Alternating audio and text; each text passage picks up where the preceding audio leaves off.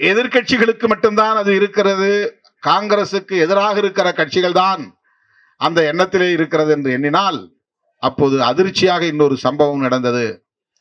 சோனியா காந்தி அம்மையாரிடத்திலே நானும் காங்கிரஸ் எம்பியாக அன்றைக்கு இருந்த விஸ்வநாதன் அவர்களும் காஞ்சிபுரம் எம்பி 2 பேரும் போய் சோனியா காந்தி அம்மையாரிடத்திலே நின்று பேசுகிறோம். நீங்க இருந்து அவையில இருந்து இந்த சட்டத்தை நிறைவேற்றிட்டு தான் போகணும், எழுந்துச்சு போயிடக்கூடாது. தள்ளி போட்டாங்க. மக்களவைத் தலைவர் அவையை ஒத்தி வைக்கிறார். மறுபடியும் அவை கூடும். அப்போது இதை நீங்கள் அறிமுகப்படுத்த வேண்டும். நீங்க நினைத்தால் மட்டும்தான் இதை நிறைவேற்ற முடியும். அன்பார்ந்த இந்த கவன ஈர்ப்பு ஆர்ப்பாட்டத்தை தலைமை வகித்து சிறப்பித்துக் கொண்டிருக்கிற தமிழ்நாடு அரசு SC/ST அலுவலர் ஆசிரியர் சங்கத்தின் தலைவர் எம் குமார் அவர்களே, அரசு ஊழியர் ஐக்கிய பேரவையின் முதன்மை செயலாளர் ச பாவாணன் அவர்களே, டாக்டர் அம்பேத்கர் பொறியாளர் சங்கத்தின் துணைத் தலைவர் ஏ முருகேசன் அவர்களே, முன்னிலை வகித்து இந்நிகழ்வை சிறப்பித்துக் கொண்டிருக்கிற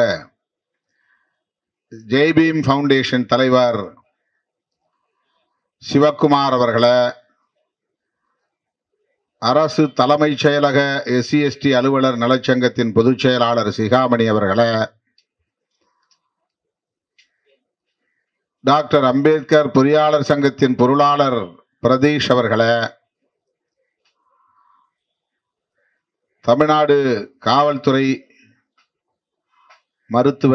கால்நடைத்துறை மருத்துவ பட்டதாரிகள் சங்கத்தின் தலைவர் மருத்துவர் உமாசங்கர் அவர்களே, மற்றும் இந்த நிகழ்வில் பங்கேற்று உரையாற்றி அமர்ந்திருக்கிற தோழர்கள் இளங்கோவன், பேராசிரியர் தமிழ்குமரன், பேராசிரியர் கண்ணையன், மருத்துவர் கோமகன், மருத்துவர் ப ராதாகிருஷ்ணன், ஆர் வீரராகவன், ஆர் எழிலரசன், இரா அன்புவேந்தன் ஆகிய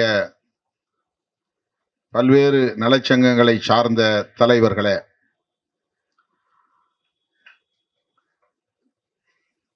நிறைவாக நன்றி உரை ஆற்றவிருக்கிற பச்சையப்பன் அவர்களே, இந்த ஆர்ப்பாட்டத்தை வெற்றிகரமாக ஒருங்கிணைத்திருக்கிற முன்னணி தோழர்கள்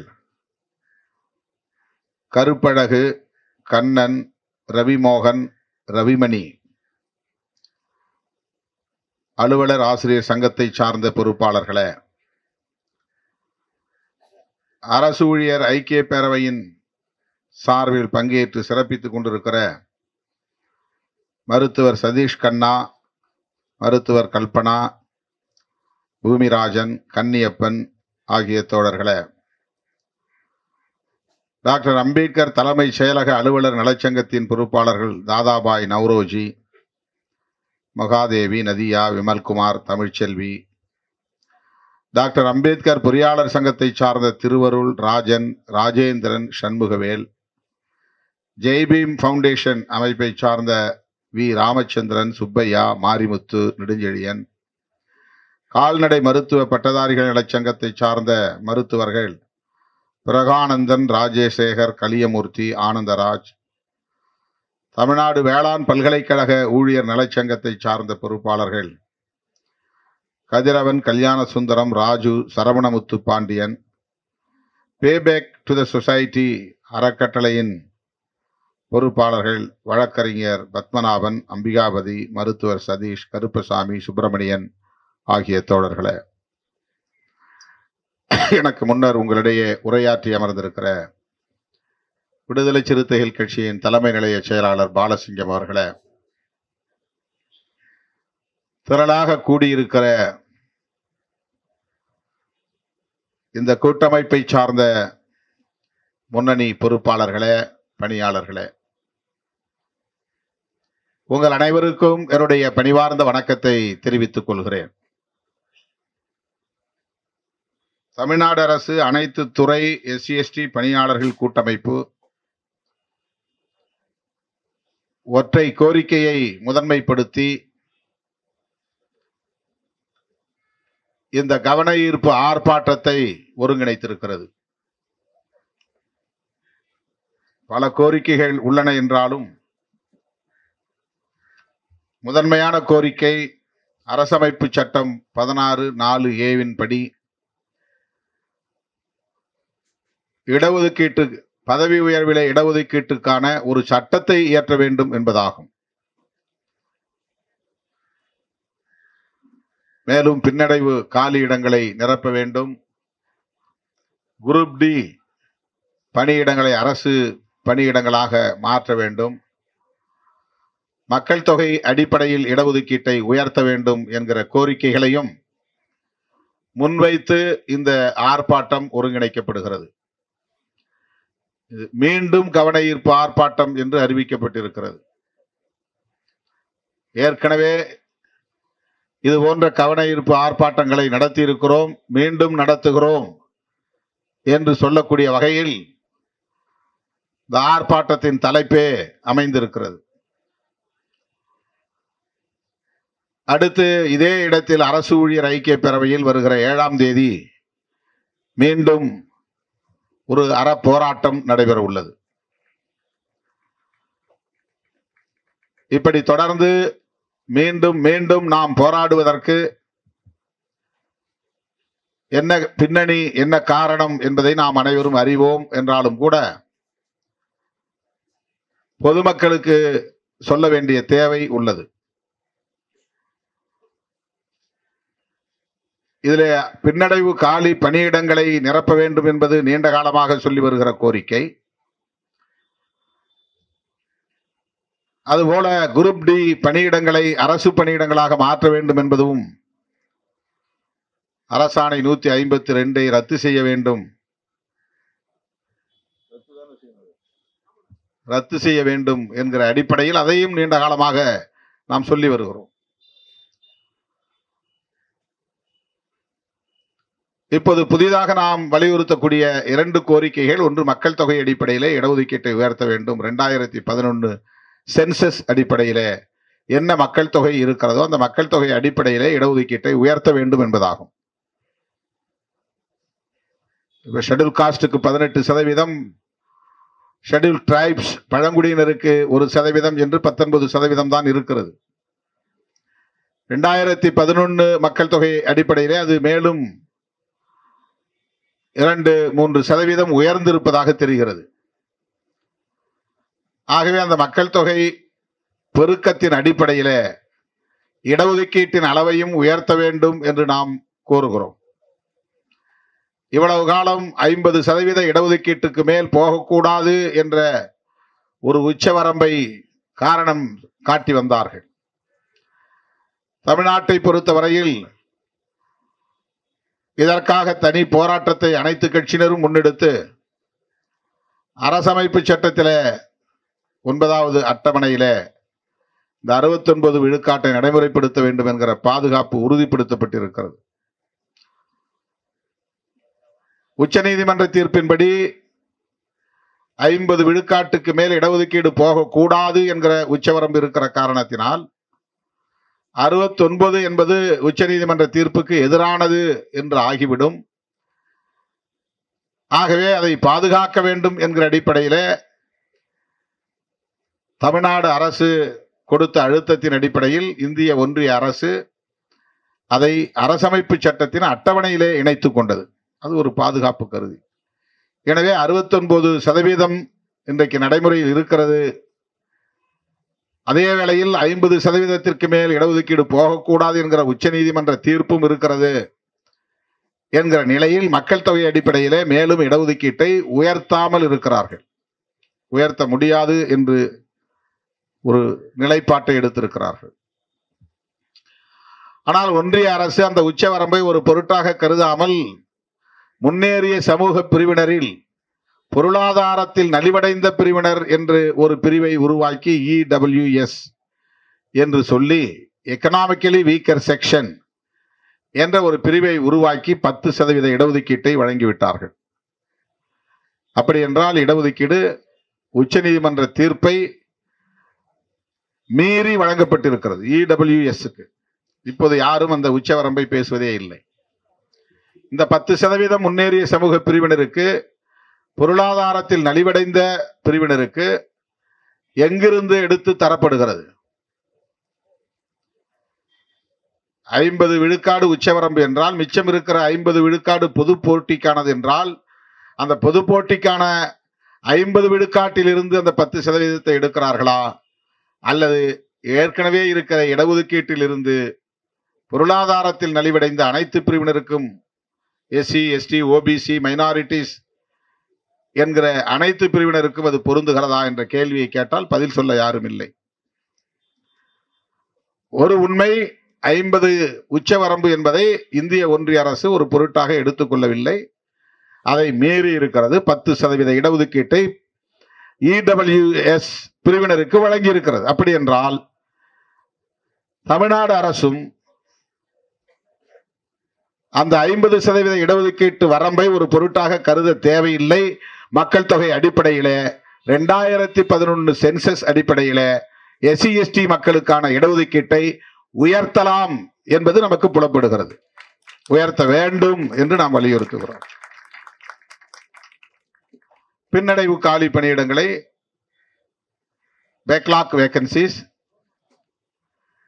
இது நீண்டகால கோரிக்கை.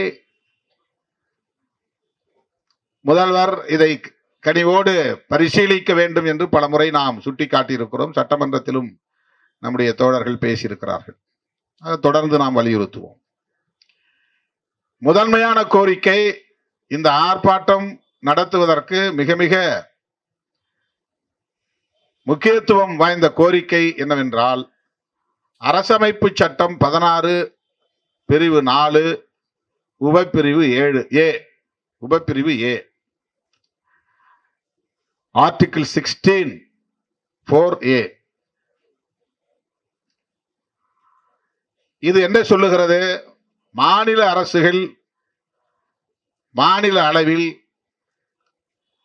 ரிசர்வ்டு கேட்டகரிஸ் இடஒதுக்கீட்டு பிரிவினருக்கு பதவி உயர்விலே இடஒதுக்கீடு வழங்க சட்டம் இயற்றிக் கொள்ளலாம் என்கிற அதிகாரத்தை தருகிறது. இதனை பயன்படுத்தி அண்டை மாநிலங்களில் சட்டம் இயற்றப்பட்டு விட்டது. குறிப்பாக எஸ்சி, எஸ்டிக்கு தான் இடஒதுக்கீடு பிரிவினர் என்றால் ஓபிசி, மைனாரிட்டிஸ் எல்லோருக்கும் கிடையாது. எஸ்சி, எஸ்டிக்கு. ஷெட்யூல் காஸ்ட், ஷெட்யூல் டிரைப்ஸ் சமூக பணியாளர்களுக்கு, ஏற்கனவே பதவி உயர்வுக்காக காத்திருக்க கூடியவர்களுக்கு சட்ட பாதுகாப்பை தருகிற ஒரு வாய்ப்பை, அதிகாரத்தை 16(4)A தருகிறது. கர்நாடகாவிலே இங்கே முழக்கம் எழுப்புகிற போதே சொன்னார்கள், கர்நாடகாவை போல, ஹரியானாவை போல, பிற மாநிலங்களில் பின்பற்றுவதைப் போல தமிழ்நாட்டிலும் பின்பற்ற வேண்டும். 16(4)A அடிப்படையில் எஸ்சி, எஸ்டி மக்களுக்கான பதவி உயர்வில் இடஒதுக்கீடு தொடர்பான சட்டத்தை இயற்ற வேண்டும். இதுதான் இந்த ஆர்ப்பாட்டத்தின் முதன்மையான கோரிக்கை, முக்கியத்துவம் வாய்ந்த கோரிக்கை. இதை பற்றி அடிக்கடி நம்முடைய தோழர்கள் என்னிடத்திலே எடுத்து சொன்னதன் அடிப்படையில் தமிழ்நாட்டின் முதலமைச்சர் அவர்களை சந்திக்கிற போதெல்லாம் இது குறித்து கோரிக்கையை எழுப்பியிருக்கிறோம். சட்டமன்றத்திலும் நமது தோழர்கள் பேசியிருக்கிறார்கள். தலைமை செயலாளர் அவர்களையும் சந்தித்து விடுதலை சிறுத்தைகள் கட்சியின் சார்பில் ஒரு முறைக்கு பல முறை என்று சொல்லலாம் வலியுறுத்தி இருக்கிறோம். அண்மையிலே கூட முதலமைச்சர் அவர்களை இதற்காகவே ஒரு சந்திப்புக்கான அனுமதியை பெற்று அவரை நேரிலே சந்தித்து இந்த பிரச்சனையை எடுத்துரைத்திருக்கிறோம். அப்போது தலைமை செயலாளர், முதலமைச்சருக்கான தனி செயலாளர்கள் எல்லோரையும் உடன் வைத்துக் கொண்டு இந்த கோரிக்கையை கேட்டுக்கொண்டார். வருகிற பட்ஜெட் கூட்டத்தொடரில் இதற்கான சட்டம் வரும் என்று நான் பெரிதும் நம்புகிறேன்.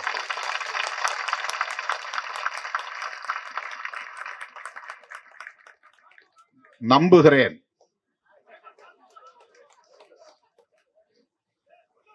முதல்வரிடம் பலமுறை இதை பற்றி நினைவூட்டி இருக்கிறோம். நிதித்துறை செயலாளர் அவர்களையும் சந்தித்து பேசியிருக்கிறோம். அண்மையிலே நான் மட்டுமே போய் சந்தித்து பல மணி நேரம் இது குறித்து விவாதித்திருக்கிறோம். எனவே இந்த பாதிப்புகளிலிருந்து அரசு பணியாளர்களை பாதுகாக்க வேண்டும் என்பதில் விடுதலை சிறுத்தைகள் கட்சிக்கும் பொறுப்பு இருக்கிறது, அதற்கான அக்கறை இருக்கிறது என்பதை உங்களுக்கு மீண்டும் நான் சுட்டிக்காட்ட அழுத்தமாக பதிவு செய்ய கடமைப்பட்டிருக்கிறேன். நேற்று ஒரு நிகழ்ச்சி, சமூக அமைப்புகள் மாநாடு. அந்த நிகழ்ச்சியை ரமேஷ்நாதன் அவர்கள் ஒருங்கிணைத்திருந்தார். அது எதற்கான நிகழ்ச்சி என்றால், எஸ்சிபி டிஎஸ்பி என்று சொல்லப்படக்கூடிய special component plan, tribal sub plan என்கிற துணை திட்டங்கள் இருக்கின்றன. 1974 மற்றும் 1978 அந்த ஆண்டுகளில் இந்திய ஒன்றிய அரசு அந்த திட்டத்தை அறிமுகப்படுத்தியது. மக்கள் தொகை அடிப்படையிலே நிதி ஒதுக்கீடு செய்து தலித் மற்றும் பழங்குடி மக்களின் மேம்பாட்டுக்கு, சமூக மற்றும் பொருளாதார மேம்பாட்டுக்கு உரிய நடவடிக்கைகளை மேற்கொள்ள வேண்டும் என்பதற்கான ஒரு திட்டம். ஆரம்பத்திலே அது ஷெட்யூல் காஸ்ட், இது ஸ்பெஷல் காம்பனன்ட் பிளான் என்று அழைக்கப்பட்டது. இப்போது அது துணை திட்டம் என்று, இரண்டுமே துணை திட்டம் என்று அழைக்கப்படுகிறது. Schedule cost sub plan, tribal sub plan திட்டமாக இருப்பதனால் அதை கட்டாயம் நடைமுறைப்படுத்தியாக வேண்டும் என்கிற நிர்பந்தம் அதிகாரிகளுக்கு ஏற்படவில்லை. அரசு அறிவித்ததுதான், ஒன்றிய அரசு, டெல்லியிலே இருக்கிற அரசு அறிவித்த திட்டம்தான். ஆனால் மாநில அரசுகள் அதை பொருட்படுத்தவில்லை. ஆகவே அது தொடர்பாக தொடர்ந்து மக்களவையிலும் மாநிலங்களவையிலும் கோரிக்கைகள் எழுப்ப பெற்றன. திரும்ப திரும்ப பேசப்பட்டதன் அடிப்படையில் அதற்கு ஒரு சட்டத்தை கொண்டு வருவதற்கு டெல்லியிலே முயற்சி மேற்கொள்ளப்பட்டது. இந்திய அளவில் மாநில அரசுகள் பயன்படுத்தக்கூடிய ஒரு சட்டத்தை இயற்றுவதற்கு 2013 ஒரு முயற்சி மேற்கொள்ளப்பட்டு அது முறியடிக்கப்பட்டு விட்டது.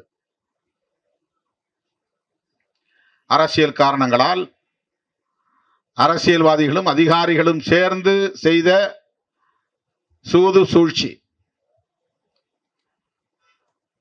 இந்த போராட்டம் நடைபெற்றுக் கொண்டே காலத்துக்கும் நீடித்து வருகிறது, நடைபெற்றுக் கொண்டே இருக்கிறது. திட்டம் அறிவிக்கப்படும், ஆனால் அது நடைமுறைப்படுத்தப்படாது. பிறகு அதற்கென்று சட்டம் இயற்ற வேண்டிய கட்டாயம் எழுகிறது. அப்படித்தான் ஒரு சட்டத்தை இயற்றுவதற்கு, துணை திட்டங்களுக்கான சட்டத்தை இயற்றுவதற்கு டெல்லியில் இருக்கிற ஒன்றிய அரசு முயற்சித்து ஆளுங்கட்சிக்குள்ளேயும் அதில் உள்ளடி வேலை செய்ததன் அடிப்படையில் நின்று போனது.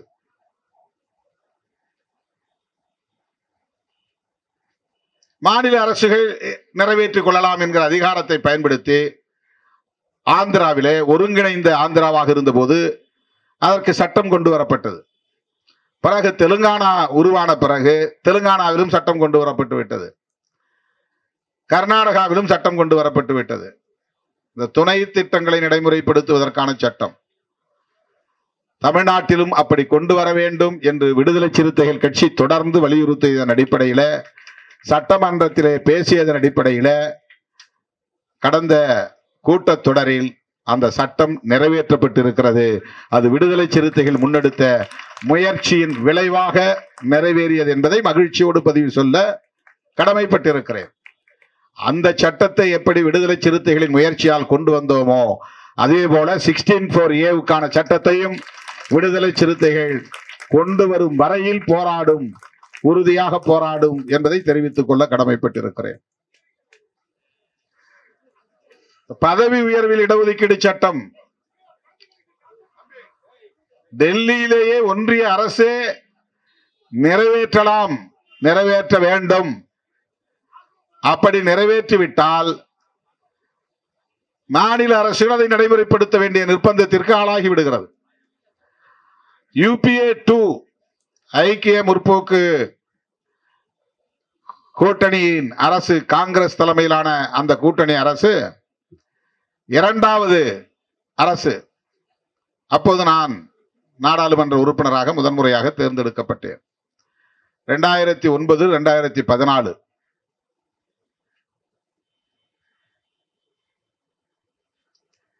அதுதான் முறியடிக்கப்பட்டது என்று நான் சொன்னேன். அப்போது நான் அந்த அவையில் இருந்தேன். அந்த சட்ட மசோதாவை அறிமுகப்படுத்திய போது அதற்கான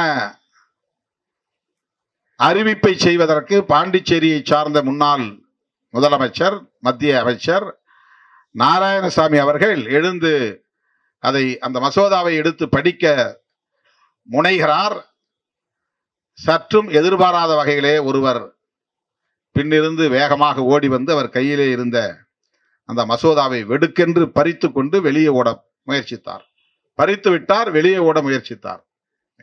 கண்ணிமைக்கும் நேரத்தில் அருகில் அமர்ந்திருந்த சோனியா காந்தி அம்மையார் வேகமாக ஓடி அவன் சட்டையை பிடித்து இழுத்து அந்த மசோதாவை கைப்பற்றி கொண்டார்.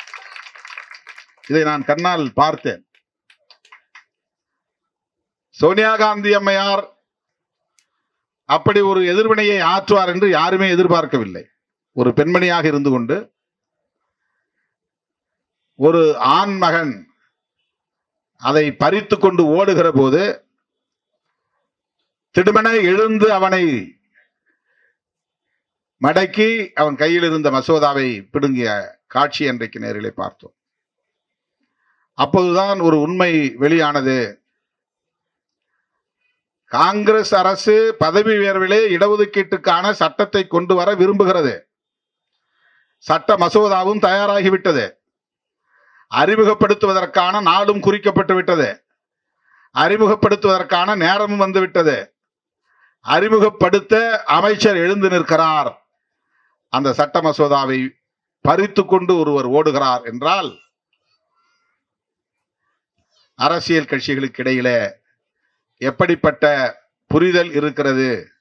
SC ST மக்களுக்கான பதவி உயர்விலே இடஒதுக்கீடு தொடர்பாக ஒரு சட்ட மசோதாவை நிறைவேற்றக்கூடாது, அதை அனுமதிக்க கூடாது என்கிற நிலை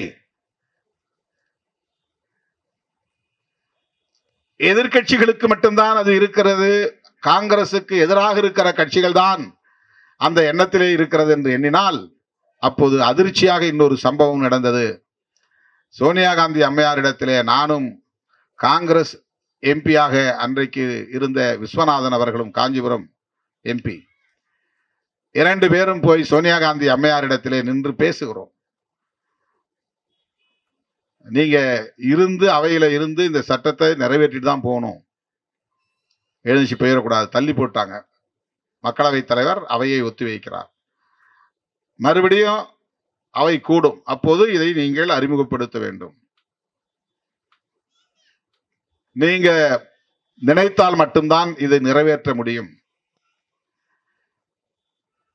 இப்படி பேசிக் கொண்டிருந்த போதே காங்கிரஸ் கட்சியின் மூத்த தலைவர்களில் ஒருவர் ஜெயபால் ரெட்டி என்பவர், அவர் அமைச்சரும் கூட, எழுந்து சோனியா காந்தி அம்மையாரிடத்திலே பேசினார்.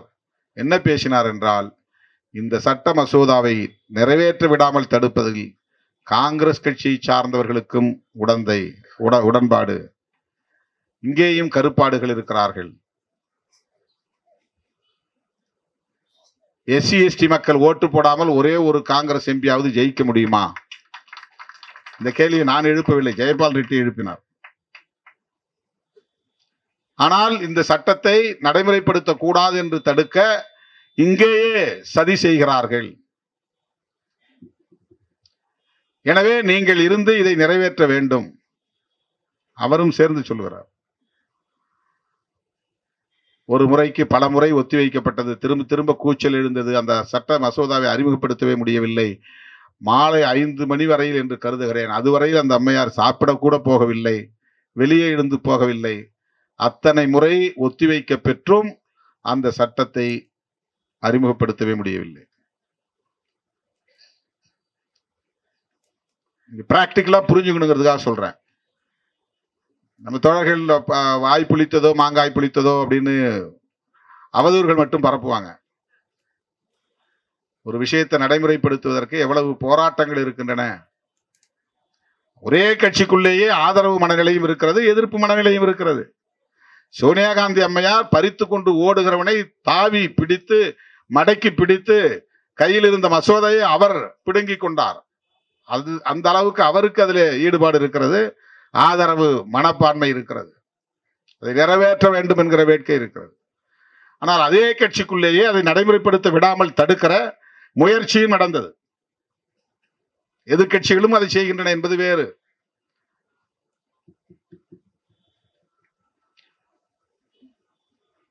மத்திய அரசு என்பது ஒப்பீட்டளவிலே மாநிலங்களை விட எஸ்சி எஸ்டி மக்கள் மீது கரிசனம் உள்ளதாகத்தான் நீண்ட காலம் இருந்து வந்திருக்கிறது.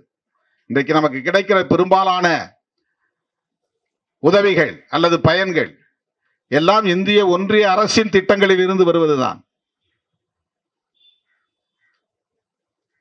மாநில அரசு ஒரு பங்கேற்பு உண்டு, கொஞ்சம் ஒரு கான்ட்ரிபியூஷன் இருக்கும். வீடு கட்டுறதா இருந்தாலும் கூட ஒன்றிய அரசு, அதுல மாநில அரசு ஒரு பங்கேற்பு இருக்கும்.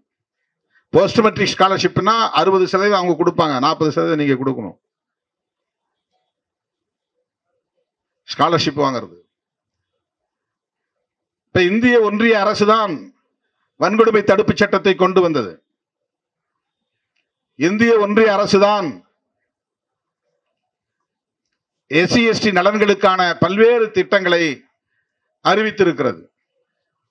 அந்த அவையிலேயே அதை நடைமுறைப்படுத்த விடாமல் தடுக்கிற சக்திகளும் இருக்கிறார்கள் என்பதை 2013 பார்க்க முடிந்தது, களத்திலே பார்க்க முடிந்தது, நேரிலே காண முடிந்தது. அந்த சட்டம் நிறைவேறி இருந்தால் இப்ப இந்த சட்டம் கோர வேண்டிய தேவையில்லை.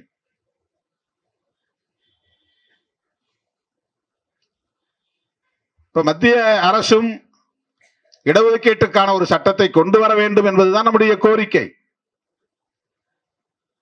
இந்த அரசு ஆட்சிக்கு வந்து, பாஜக அரசு ஆட்சிக்கு வந்து 10 ஆண்டுகளை கடந்து இப்போது 11வது ஆண்டையும் முடித்து விட்டது. ஆனால் பதவி உயர்விலே இடஒதுக்கீட்டுக்கான சட்டத்தை கொண்டு வர எந்த முனைப்பும் இல்லை. அரசமைப்பு சட்டத்திலேயே திருத்தம் கொண்டு வர வேண்டும் என்று விரும்புகிறார்கள். இடஒதுக்கீட்டு கொள்கையிலேயே அவர்களுக்கு உடன்பாடு கிடையாது. இடஒதுக்கீட்டு கொள்கையால் தான் தரம் தாழ்ந்து போய்விட்டது என்று நம்புகிறார்கள். அரசு துறைகளையும் பொதுத்துறைகளையும் இதற்காகவே தனியாரிடம் ஒப்படைக்க வேண்டும் என்பதில் உறுதியாக இருக்கிறார்கள். தனியார் மயப்படுத்த கூடாது என்று போராடிய நாம் இப்போது தனியார் துறைகளில் இடஒதுக்கீடு வேண்டும் என்று போராடக்கூடிய நிலைக்கு தள்ளப்பட்டிருக்கிறோம். தனியார் துறையே கூடாது, தனியார் மயப்படுத்த கூடாது என்று போராடி கொண்டிருந்த நாம் இப்போது அதை ஏற்றுக்கொண்டு அதிலே எங்களுக்கு இடஒதுக்கீடு வேண்டும் என்று கோரிக்கை மாற்றக்கூடிய நிலை ஏற்பட்டிருக்கிறது. பொதுத்துறைகளிலும் மத்திய அரசு அலுவலகங்களிலும் எஸ்சி எஸ்டி சங்கங்கள் வலுவாக இருக்கும். அஞ்சல் துறைக்கு போனால் அங்கே மற்ற சங்கங்களை விட எஸ்சி எஸ்டி சங்கம் வலுவாக இருக்கும், வெளிப்படையாக இயங்கும். வங்கிகளுக்கு போனால் எல்லா வங்கிகளிலும் புரட்சியாளர் அம்பேத்கருடைய திருவுருவ படங்கள் இருக்கும், அங்கே எஸ்சி எஸ்டி சங்கம் வலுவாக இருக்கும். ரயில்வே துறைக்கு போனால் ரயில்வே துறையில் எஸ்சி எஸ்டி சங்கம் அகில இந்திய அளவிலும் சரி பிராந்திய அளவிலும் சரி வலுவாக இருக்கும். அவர்களுக்கு தனி அலுவலகமே, நலச்சங்கங்களுக்கு தனி அலுவலகமே ஒதுக்கி தருகிறார்கள். வங்கியிலேயே எஸ்சி எஸ்டி சங்கத்துக்கு ஒரு ஆபீஸ் இடம் கொடுக்குறாங்க. ரயில்வேல எஸ்சி எஸ்டி ஆபீஸுக்கு ஒரு இடம் கொடுக்குறாங்க. பிரதானமான இடத்துல, பொதுமக்கள் கூடுகிற இடத்தில் பிரம்மாண்டமான திருவுருவ படத்தை திறந்து வைக்கிறார்கள், புரட்சியாளர் அம்பேத்கருடைய திருவுருவப் படத்தை திறந்து வைக்கிறார்கள். இந்திய ஒன்றிய அரசு என்கிற அந்த கட்டமைப்பு எஸ்சி எஸ்டி மக்களின் நலன்களில் ஈடுபாடு கொண்ட ஒரு கட்டமைப்பாக, ஒரு தளர்வு நிலை கொண்ட ஒரு கட்டமைப்பாக, அங்கீகரிக்கிற ஒரு கட்டமைப்பாக இருப்பதை நாம் பார்க்கிறோம். மாநில அரசுகளிடையே இந்த அளவுக்கான தளர்வு நிலையை நம்மால் பார்க்க முடியாது. அசோசியேஷனில் ஈடுபட்டாலே நடவடிக்கை வந்துடும். அதனால மாநிலங்களில் இருக்கக்கூடிய அதிகாரிகள் அசோசியேஷனுக்கே வரமாட்டாங்க, அசோசியேஷன் வச்சுக்க மாட்டாங்க. அது ரகசியமான சங்கங்களை வச்சிருப்பாங்க, அவங்க தனியா கூடுவாங்க. ஆனா பப்ளிக் பொதுத்துறைகளில், மத்திய அரசு அலுவலகங்களில், வட மாநிலங்களுக்கு போனால், ஆந்திராவுக்கே போனால் கூட, மகாராஷ்டிரா போனால், எஸ்சி அல்லாத அதிகாரிகளே தங்கள் மேசையில் அம்பேத்கர் படத்தை வைத்திருக்கிறார்கள், டேபிள் வச்சிருக்கிறாங்க. அம்பேத்கர் படம் வைத்திருந்தால் தமிழ்நாட்டை பொறுத்தவரையில் எஸ்சின்னு அர்த்தம். தமிழ்நாட்டை தாண்டி விட்டு ஆந்திரா, கர்நாடகா, மகாராஷ்டிரா போனால் அம்பேத்கர் படத்தை மேஜையிலே வைத்திருப்பவர்கள், பாக்கெட்டிலே வைத்திருப்பவர்கள் தலித் அல்லாதவர்கள் கணிசமாக இருக்கிறார்கள், பெருமளவிலே இருக்கிறார்கள். அங்க போய் நீங்க டேபிள் அம்பேத்கர் படத்தை பார்த்த உடனே அவர் எஸ்சின்னு நினைச்சிடக்கூடாது. அந்த பார்வை தமிழ்நாட்டில் மட்டும்தான். தமிழ்நாட்டில் ஓபிசி யாரு அம்பேத்கர் படத்தை பாக்கெட்ல வைக்க மாட்டாங்க, டேபிள்ல வைக்க மாட்டாங்க, அலுவலகங்கள்ல வைக்க மாட்டாங்க. ஒரு பெரிய துயரம் தான் இது, வலிதான்.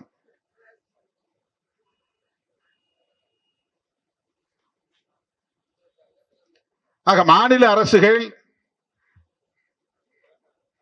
இதுபோல சட்டங்களை இயற்றுவதிலே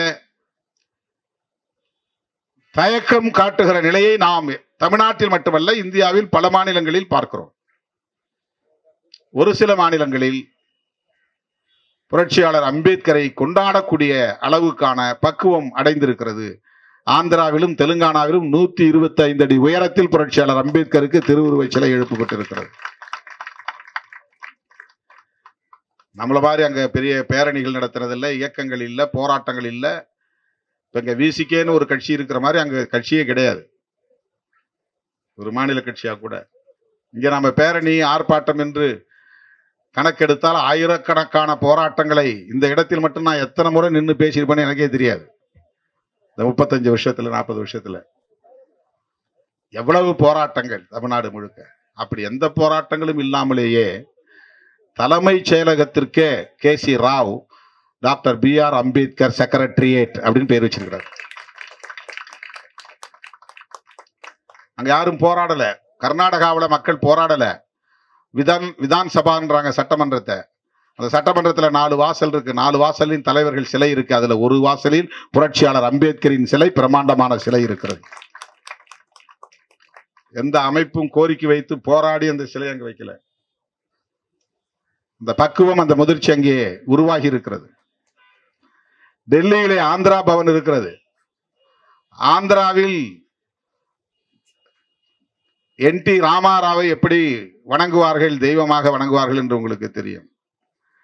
அதற்கு பிறகு YSR ராஜசேகர் பெரிய ஒரு ஆளுமையாக வந்தார். இன்றைக்கு முதல்வராக இருக்கிற சந்திரபாபு நாயுடு, போன முறை முதல்வராக இருந்த ஜெகன் மோகன், இவர்களில் NT ராமாராவுக்கோ அல்லது YSRக்கோ கூட அந்த ஆந்திரா பவனில் சிலை இல்லை. புரட்சியாளர் அம்பேத்கருக்கு சிலை இருக்கிறது ஆந்திரா பவனில. டெல்லியிலே இருக்கிற ஆந்திரா பவனில ஒரே சிலை தான், அது அம்பேத்கர் சிலை. இதையெல்லாம் நான் எதற்காக சொல்லுகிறேன் என்றால், சில மாநிலங்களில் அம்பேத்கர் அவர்களை ஏற்றுக்கொள்ளுகிற உளவியல் வளர்ந்திருக்கிறது. SC/ST மக்களின் நலன்களில் அக்கறை செலுத்தக்கூடிய ஒரு முதிர்ச்சி உருவாகி இருக்கிறது.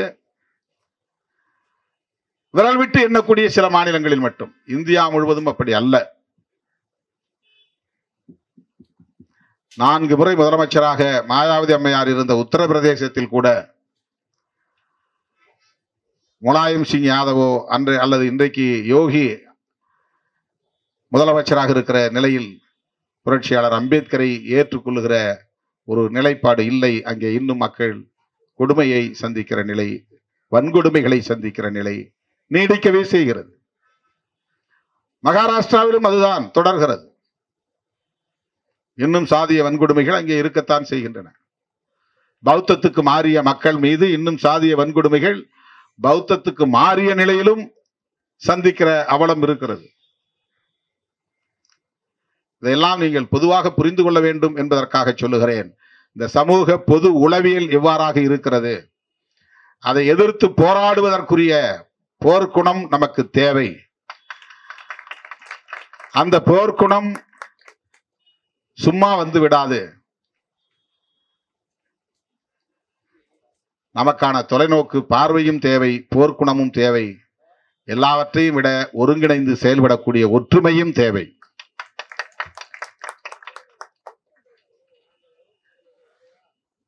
இன்றைக்கு 10க்கும் மேற்பட்ட அமைப்புகள் ஒன்று சேர்ந்து இந்த கூட்டமைப்பை 24 அமைப்பு நினைக்கிறேன், 24 25 அமைப்புகள் ஒன்று சேர்ந்து இந்த கூட்டமைப்பை உருவாக்கி இருக்கிறீர்கள் என்றால் இது பாராட்டுதலுக்குரியது. மனமாற நான் பாராட்டுகிறேன், வாழ்த்துகிறேன்.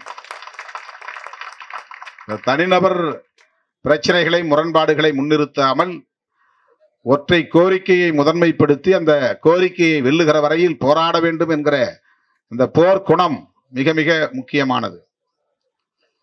பல பேர் சேர்ந்து ஒருங்கிணைந்து சாதிக்க வேண்டிய ஒன்று இது. ஒரு தனிப்பட்ட நபரோ தனி இயக்கமோ இதை சாதித்து விட முடியாது.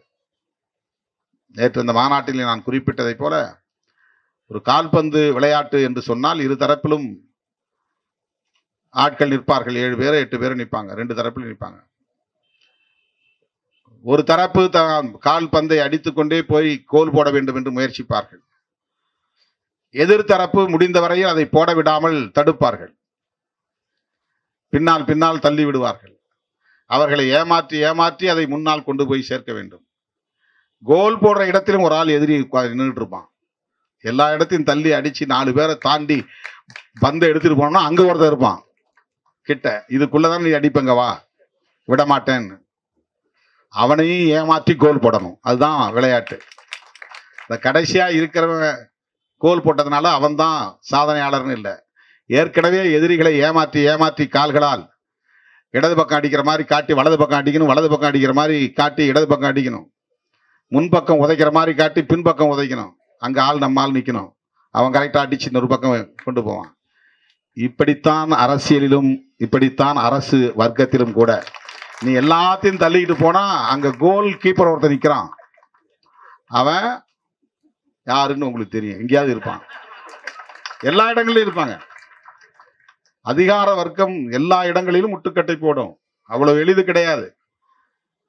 நாடாளுமன்றத்தில் சோனியா காந்தி கோல் போடுறதுக்கு பாலை தூக்கி அடிக்கிறாங்க. அவன் ஆளே ஒரு ஆள் இந்த பக்கம் அடிச்சு விட்டான், இடது பக்கம்.